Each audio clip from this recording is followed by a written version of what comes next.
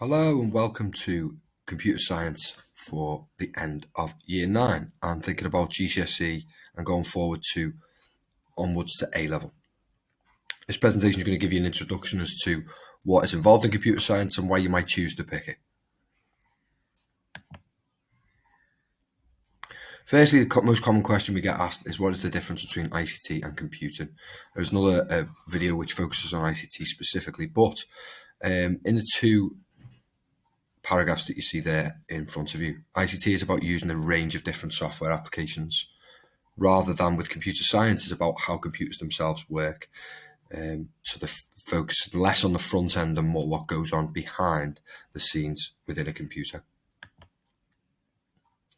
Why would you choose to study computer science, and why would computer science be for you? Well, if you're somebody who likes to solve complex and challenging problems, somebody who can gain valuable skills by creating innovative solutions, and if you want to be intellectually challenged and stimulated, then computer science is the subject for you.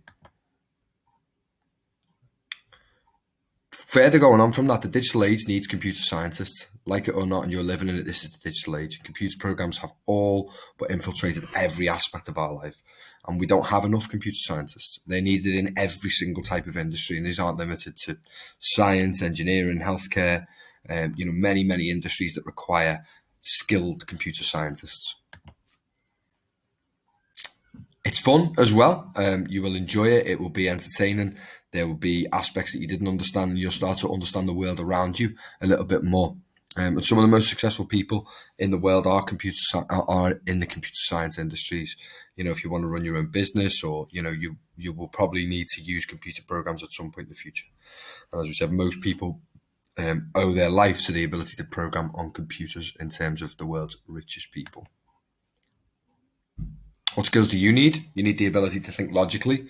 You need to have a solid foundation in maths, and you need to have good problem-solving skills. And is it right for you? Well, computer science is an engineering science discipline, so you need to have an interest in that area.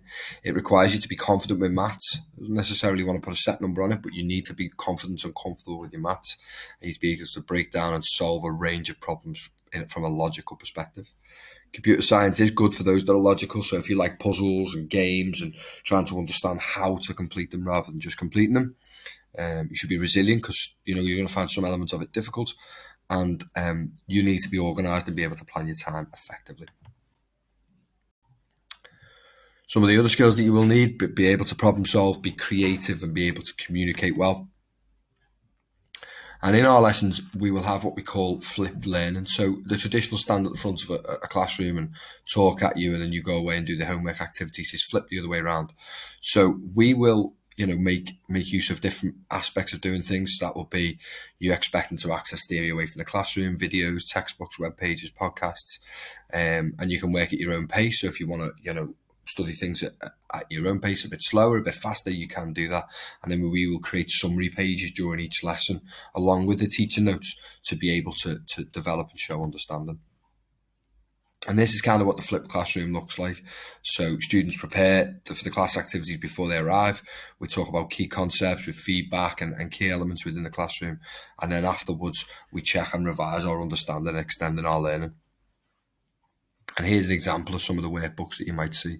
And these two topics are memory and systems architecture. So you can see how they look and how we expect those to be done. What does it cover? It's 100% mark examination based. There is some practical programming in there, but that is over a period of time. And then there are two exams, one focused on systems architecture, the sort of theory aspects of computer science, and then the algorithmic aspects of the programming elements is the other paper, what we call computational thinking. And these will take place at the end of the 2-year cycle. And computer science isn't just programming, okay? You'll also need to understand and be able to reflect on a wide range of theory, and you're going to do 2 exams and 1 piece of coursework. First exam, as I said, is on general theory, and the second exam is programming theory.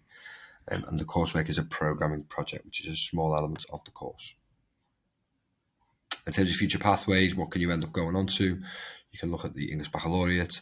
It's part of the English Baccalaureate. It goes along with physics, chemistry, and biology.